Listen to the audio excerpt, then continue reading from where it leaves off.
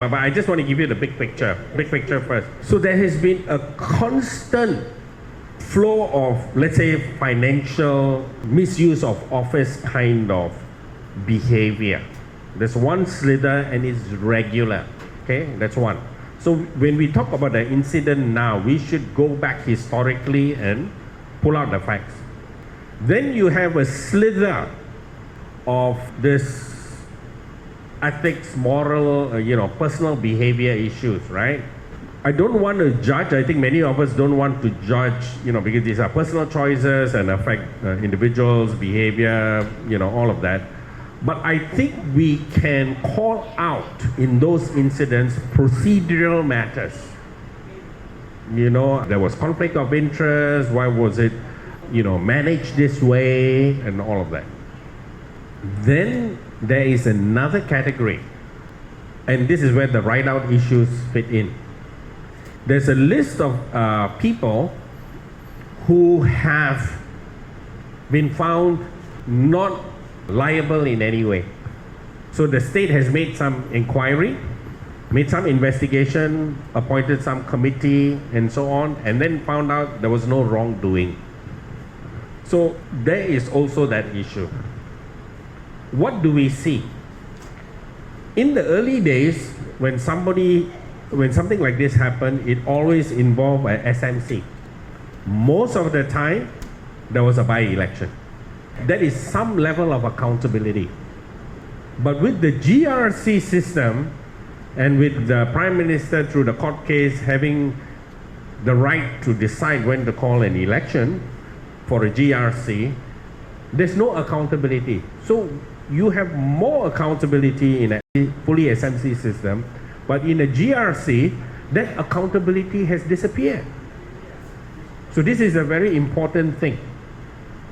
The other thing, and I invite you to look at the CPIB website. Some of these details of those days, I went to the CPIB website. They're very proud. They say they did this case, 1996, Feiyu Court, all of that, 1975.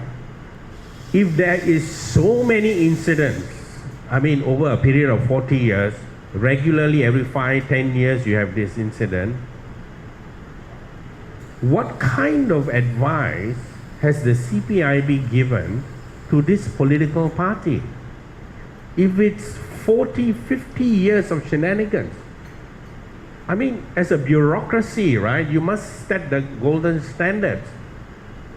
So it seems, because the PAP has been left unchecked, because in the early days there was no multi-party system, and now we have a one-party dominated system, there's no accountability. So you will see that for every incident, the action taken is not consistent.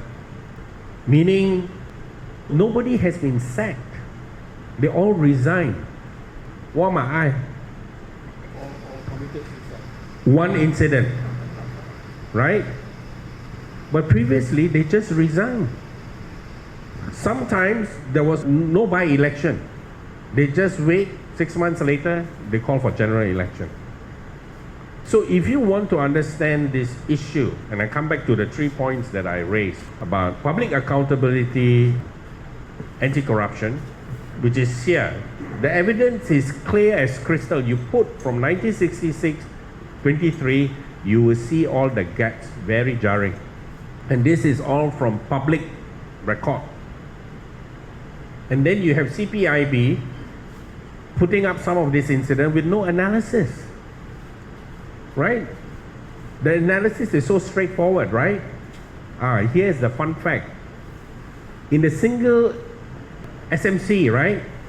In a couple of occasions, when the person has been resigned, found guilty, the next election, that constituency no more. Sounds familiar, right? Yeah. So which means there is multi-level of accountability to be needed.